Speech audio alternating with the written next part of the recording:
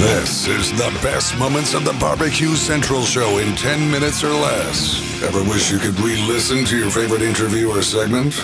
Do you enjoy hearing older shows for the first time in years? Then the best moments of the BBQ Central Show in 10 minutes or less is just what you need.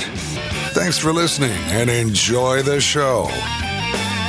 Welcome to this edition of the best moments of the BBQ Central Show in 10 minutes or less. Today's show comes from October the 4th, 2011. First up, Robin Lindar's the original Grill Girl. She's going to lay out some of her favorite team names at the time. Second segment today, the winningest man in barbecue, Myron Mixon, stops by. He and Greg chop it up on book writing, as well as some general Myron Mixon family goodness. That was awkward. Oh, anyway. Hey, let's jump right into it. Here's Greg and Robin Lindar's from October the 4th, 2011.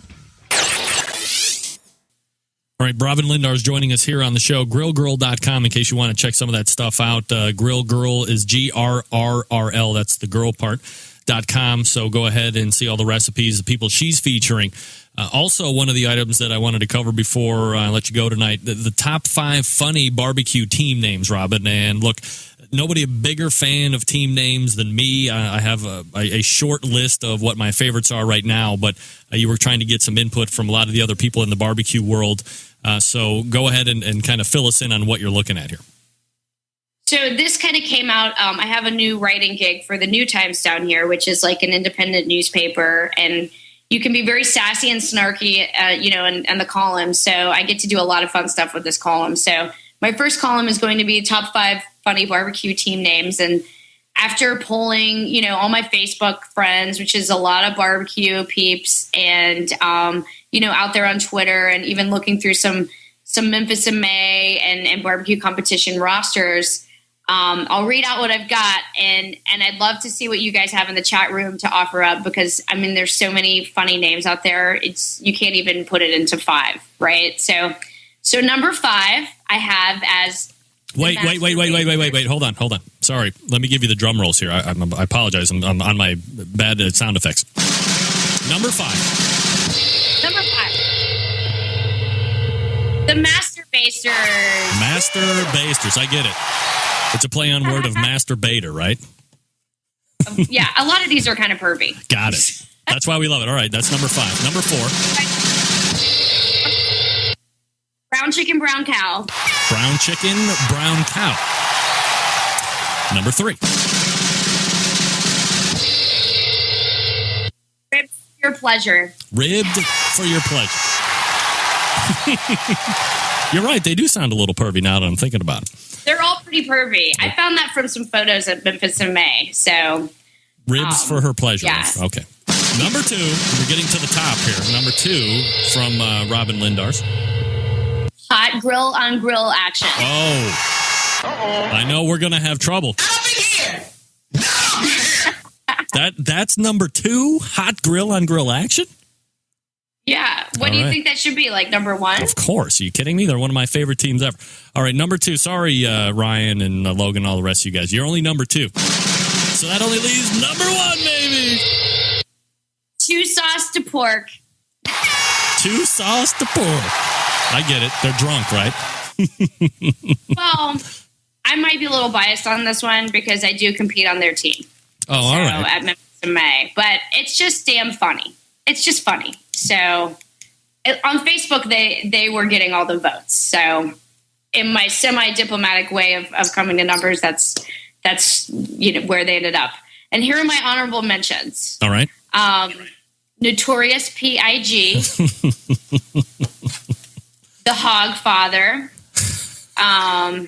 P-Funk and the Fatback All-Stars. That's a good one. Reservoir Hogs. Best Little Boar House in Memphis. So, I don't know. Just having fun with this. Barbecue was fun. This is why I love barbecue and all the people in it, because we don't take ourselves too seriously. All right, here's the one. Hot grill on grill action is good, but I did find 1A and 1B much like horse racing. So let's go 1A today, hot grill on grill action. But 1B for me, gotta be Rub One Out Barbecue. RUBWONOUT. Rub One Out Barbecue. What do you think about that? You sent that to me in email, and I think the last part cut off, and that didn't make sense to me, but now it does. Yeah, okay. You probably thought I was some type of creep. Possibly. Well, of course, but that's okay. That's right. So, okay, so those are your top 5 10. Now, do you have those out on list on the blog as well that people can read that and give their thoughts? It'll be out in a couple of days, and it'll be out on the New Times pretty soon. So just check back, and it'll be posted. And I look forward to seeing everyone's comments because I know there are plenty more funny names out there. So absolutely, Robin Lindars joins us every month. You can find her grillgirl.com. Robin, always appreciate the time. Thanks for coming out tonight. To put in your request for a future show, please contact John Solberg via email at johnjon@thebbqcentralshow.com.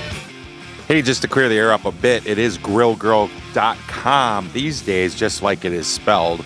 It isn't Grill Girl with a lot of L's. That used to be that way in the old days. It has since been updated. You can find Robin Lindars at grillgirl.com. Let's jump into the second segment today. Here is Greg and Myron Mixon from October the 4th, 2011.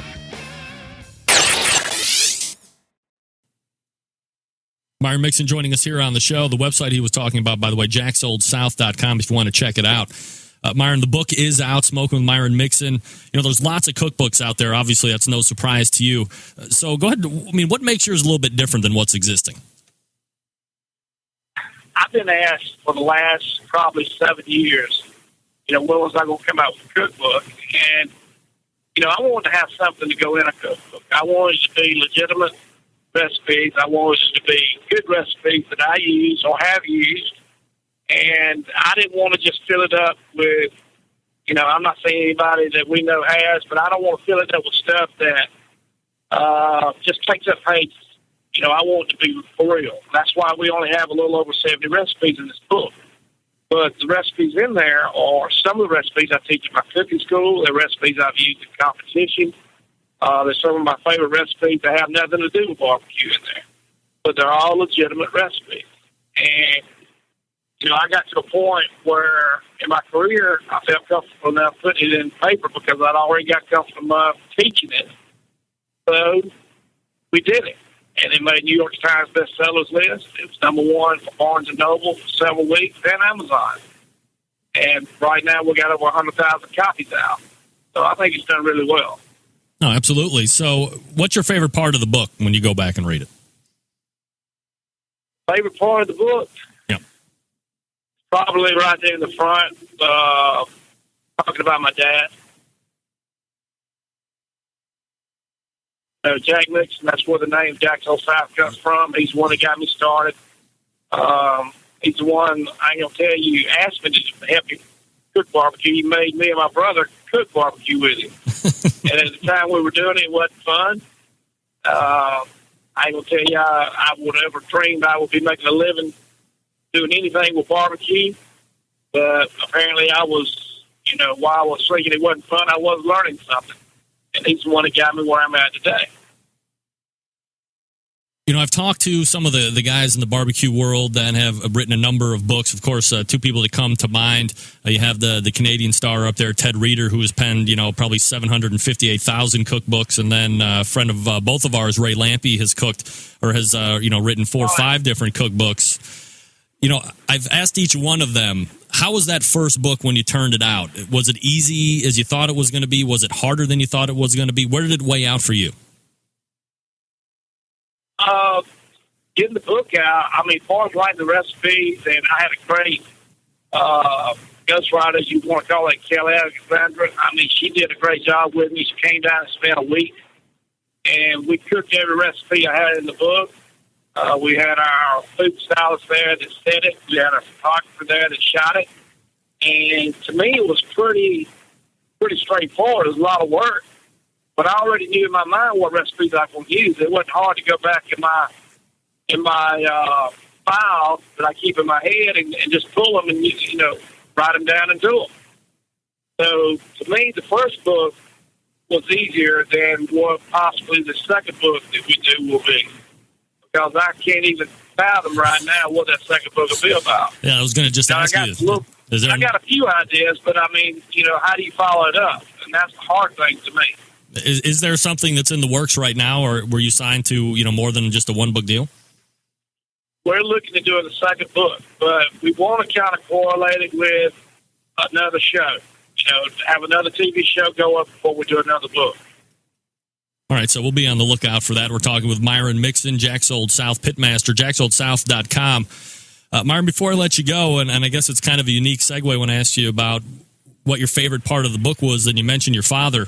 There's a guy by the name of Mike Mixon. That's the pitmaster of Jack's New South. You probably heard of him. There's another Mixon in competition barbecue world. Did you think this was something that Mike wanted to do eventually, or did this come as a surprise to you? It came as a surprise to me because I go and tell you, both my sons, David and Mike, I have to make them, or I used to have to make them go with me when I needed them to go with me to cook, because basically I needed some labor to help me put up tents, stay down tents, and I understand being kids, they didn't like it, and you kind of, I knew they kind of drug around and didn't really want to go with me, but I made them go, kind of like what my dad did. But it really surprised me that he started a competition team, Jack's New South, and what even surprised me more is how well he's done. Because I would have bet the farm he wasn't paying attention when he was around me. He's been to a couple of my cook schools hanging out, but he never stayed for the whole thing. And when he was with me at competitions, he was off doing something else when I was actually doing turn-ins or making up sauces or whatever. He'd be back there to help me pack up. But it really surprised me, and he's made me very proud. I mean, I'm glad to see a Mixon taking the time and the effort. When he's not in college, he's in college now. Don't let him miss school to go do these things. But, it made me a proud dad. And it's Mike Mixon from Jack's New South. Martin, I'm interested to get your take on the team name. You're Jack's Old South. He's Jack's New South. Would you have liked to have seen anything more original from that, or are you happy to see it kind of bridge the team name that you had with something that's obviously a newer version, a newer generation of competition cook in the Mixon family? I was proud to see him take the New South. I mean, one day maybe he'll be the one that's leading the way for the Old South. And I don't blame him a bit on the New South because it gives him some degree of I guess, what do you want to say? He's been certified a little bit. Right. But also with that name and also with his credentials of being my son, people expect a lot from him. Yeah, I was just going to say, it's got to be a tougher row for him to hoe, or perhaps it's going to be a tougher row for him to hoe because, you're his dad.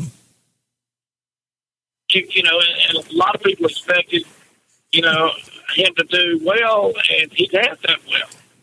And some people expected him to do better than what he has done, but, he just started in the first part of this year. And he's really come on, he's really paid attention. He gets with me now, and he talks about flavors. He talks about things that I never knew would even come out of his mouth about barbecuing. And I'm just telling you, it's amazing. He made a 180-degree turnaround from what I thought he ever would. I thought he would never. Of all my children, Michael wouldn't have been the one, but he is. Do you think Michael is going to be at a disadvantage regardless? And obviously it's through no fault of his own because Myron Mixon is his dad. Is he always going to be, he's got an unfair advantage, this is why he's doing well, or if he's not doing well, he should be doing better because Myron is his dad? Is he always going to have that kind of a shadow, or is he going to be able to break out of that at some point, do you think? It's going to be up to him because, and I know he gets that. I mean, a lot of people, the success he's had, taken a lot of reserve grants so far this year, and he's not finished first grant yet. But a lot of people think he's getting it because of his dad. Dad's helping him, his dad's doing this for him. Well, but then again, if he goes and he hits a couple of contest losing streak, then, he ain't filling those shoes. And then one of two things happens when this type of situation comes around. Yeah. you get this weight on you, you either get stronger for it or you let it break you. And I believe Michael's not going to let it break him. He's going to get stronger for it. And he'll be able to break out and become his own man. Myron Mixon joining us here on the show, jacksoldsouth.com, the website. Myron, you're going to be competing anywhere prior to Jack Daniels? I'm going to Lyons, Georgia this weekend, right there close to Vidalia. Mm-hmm. Next weekend, I'm going down to do with Davis Love III, his golf tournament he does down there at the Porsche, St. Simon's. I'm going down there and hang out with them, and then we'll get ready for Jack. All right, so a couple busy weeks headed before the Jack. And again, Myron Mixon is the pitmaster of Jack's Old South. Myron, if you win the Jack this year, got to turn you that following Tuesday so we can recap the event. Hopefully I can count on you for that. I tell you what, I would love to listen, Jack. I tell you, I'd go out there and jump in the creek, but I've already done that. All right, well, if you win, we'll have you back on, and we can talk about all the victory celebrations and all that good stuff. But regardless, continued success, Myron. We'll talk to you soon. All right, big man. Talk to y'all later. All right, take care. It's Myron Mixon right there, pitmaster of Jack's Old South. How about that?